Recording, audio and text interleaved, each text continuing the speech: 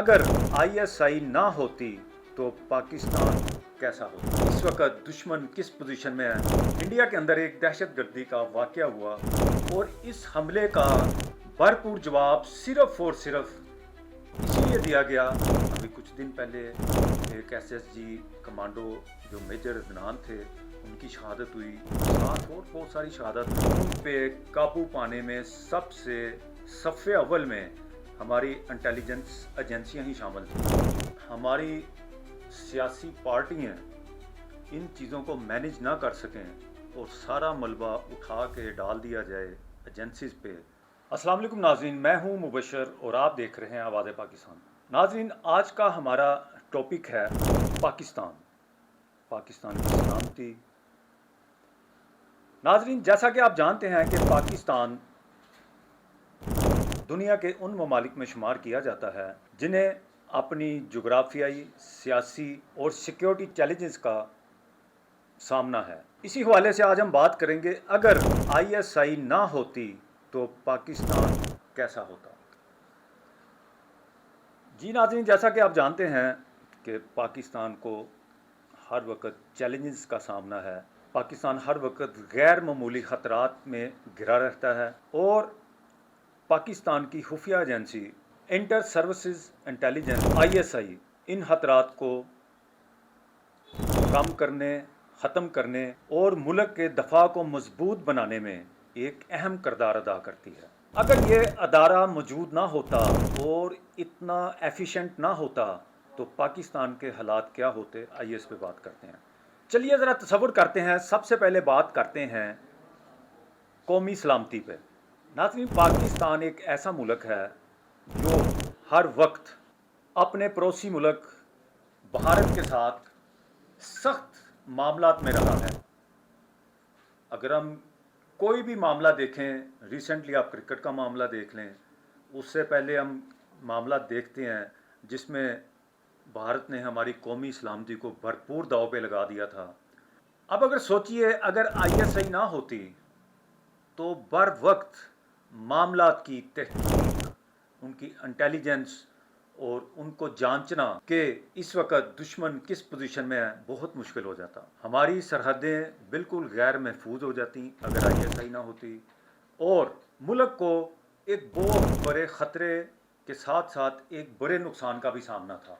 आप इमेजिन कीजिए कि ये जो दहशतगर्दी की जंग है, अगर आईएसआई ना होती तो पाकिस्तान दहशतगर्दी के खिलाफ एक लंबी और मुश्किल जंग नहीं लड़ सकता था। अगर आप गुज़िश्ता दिनों में देखें, इंडिया के अंदर एक दहशतगर्दी का वाक़या हुआ जो कि पहलगाम में हुआ।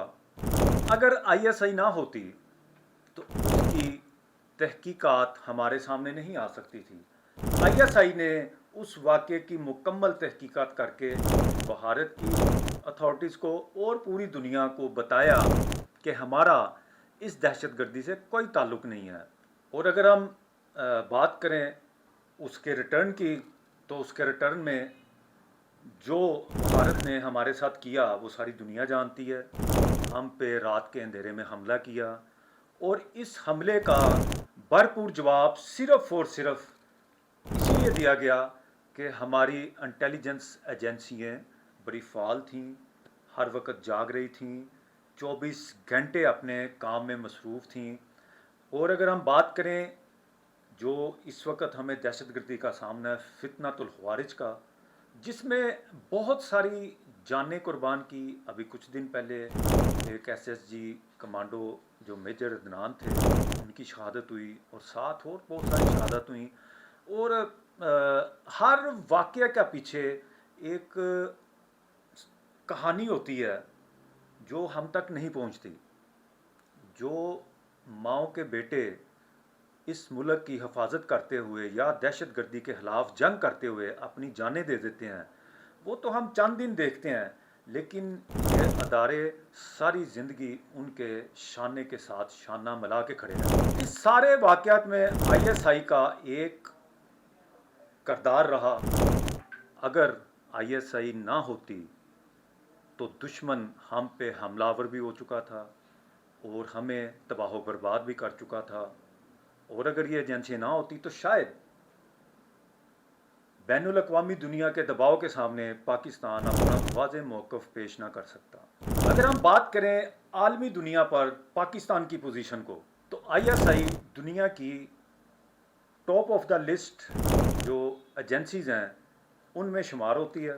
اسی ایجنسی کی وجہ سے پاکستان کئی معاملات میں بڑے مضبوط موقف کے ساتھ سٹینڈ کرتا ہے۔ اگر یہ ادارہ نہ ہوتا تو آپ سمجھ لیں کہ پاکستان ہمارے رائٹ لیفٹ جتنے بھی ملک بیٹھے ہیں ان کے دباؤ کا سامنا نہیں کر سکتا تھا۔ اور اگر ہم بات کریں پاکستان کی اندرونی سیاست اور استحکام کی، تو یہ بات درست ہے کہ آئی ایس آئی پہ ملکی سیاست میں مداخلت کے الزامات لگتے رہے ہیں، لیکن بہت سارے مواقعوں پہ ملکی بحران جو کہ سیاسی بحران ملک میں پیدا ہوئے ان پہ قابو پانے میں سب سے صف اول میں ہماری انٹیلیجنس ایجنسیاں ہی شامل تھیں۔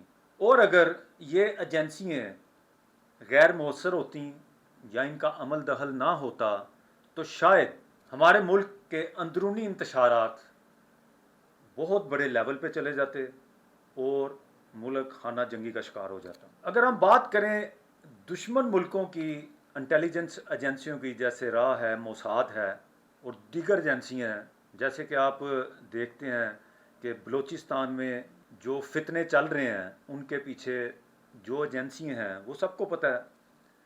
اگر ہماری آئی ایس آئی یا انٹیلیجنس ایجنسیز فعال نہ ہوتی، ان کی کارکردگی اچھی نہ ہوتی، تو یہ جو علیحدگی پسند اور انتشار والی قوتیں ہیں ان کو زیادہ طاقت ملتی اور ہمارا ملک کمزور سے کمزور ہوتا جاتا۔